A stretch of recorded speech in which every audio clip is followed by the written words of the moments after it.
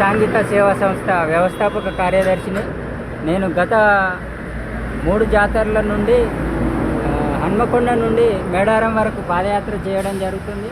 ఇది 4వ పాదయాత్ర. ఆ పాదయాత్ర యొక్క ముఖ్య ఉద్దేశం మేడారాన్ని పర్యావరణ హితంగా జరుపుకోవాలనేది నా ముఖ్య ఉద్దేశం.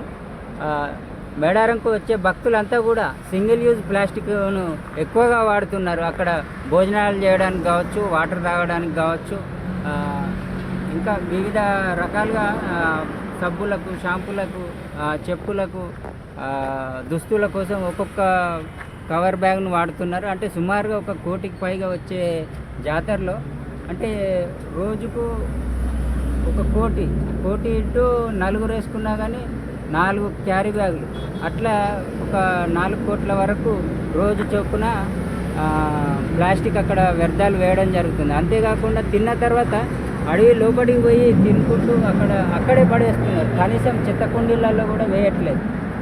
ఆ చెత్త కుండీలలో వేస్తేనన్నా ఈ మున్సిపాలిటీ అధికారులు మున్సిపాలిటీ కార్మికులు కావచ్చు, లేకపోతే కొంతమంది వాలంటీర్లు కావచ్చు, కొంతవరకు తీయడానికి అవకాశం ఉంటుంది. కాబట్టి ముందే మనం మన ఇంటిని అయితే ఎలా శుభ్రపరచుకుంటామో అడవిని కూడా అదే విధంగా ఉంచితే ఈ సమస్య రాదని నేను చెప్తున్నా.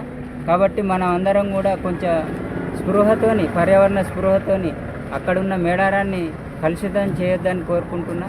అంతేకాకుండా అక్కడ ఉన్న వనాలకు, వన్యప్రాణులకు తీవ్ర నష్టం జరుగుతుంది.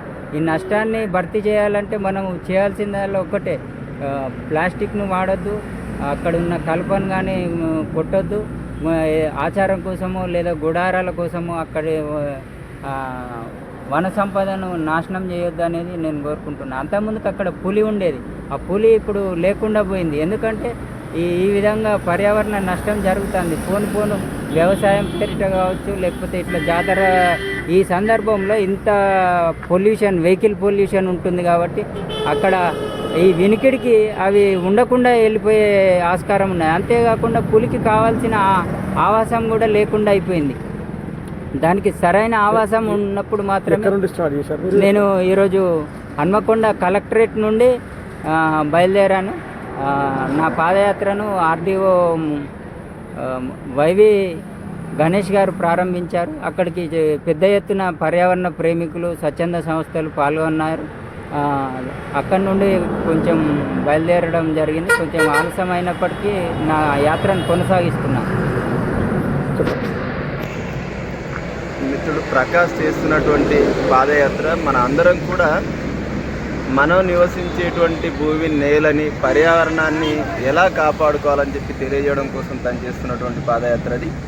దాన్ని మన అందరం కూడా గుర్తించాలి. ఒక ప్రాంతంలో ఇంతమంది గుమిగూడుతూ ఉన్నాం, జాతర జరుపుకుంటున్నాం, దాన్ని కలుషితం కాకుండా అక్కడ మొన్న ఒకసారి సందర్భంలో పోయి చూసినప్పుడు వచ్చే వాళ్ళందరూ కూడా ఉన్న వెదురు కర్రను నరికేసుకొని వాళ్ళు పట్టుకొని పోవడం జరుగుతుంది. దానివల్ల అటవీ ప్రాంతం అనేటువంటిది లేకుండా పోతుంది.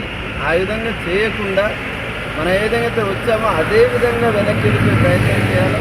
ప్లాస్టిక్ విపరీతంగా, తర్వాత వ్యర్థాలు, జంతు వ్యర్థాలు, కోళ్ళు, మేకలు అనేటువంటి వాటిని కట్ చేసినప్పుడు అక్కడ పడేస్తూ ఉన్నారు, విచ్చలవిడిగా పడేస్తూ ఉన్నారు.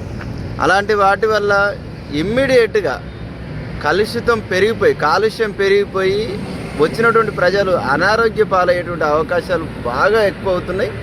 సో అట్లా కాకుండా మళ్ళీ ప్లాస్టిక్ ఒకవేళ ఉన్నట్టయితే వాళ్ళతో పాటు వెనక్కి, అదే వెహికల్లో వెనక్కి తీసుకెళ్ళి ఎక్కడో ఒక దగ్గర డస్ట్బిన్లో ఎక్కడ పడేసినట్టయితే ఒకే దగ్గర ఉన్నటువంటి సమూహంలో వ్యర్థాలు కానీ ఈ కలుషితాలు కానీ గుమిగూడకుండా ఒక చోట్ల పడకుండా ఉంటాయి. దానివల్ల కొంత పర్యావరణాన్ని ప్రొటెక్ట్ చేసుకోగలుగుతాం. సో ఆ విధంగా ప్రతి ఒక్కరు కూడా సహకరించినట్టయితే మన వాతావరణాన్ని మనం కాపాడుకోగలుగుతామని చెప్పి తెలియజేస్తున్నా. ఈ విధంగా ప్రకాష్ గారికి మా వంతుగా కృతజ్ఞతలు తెలియజేస్తా ఉన్నాం. తను చేస్తున్నటువంటి పాదయాత్ర చాలా గొప్పది.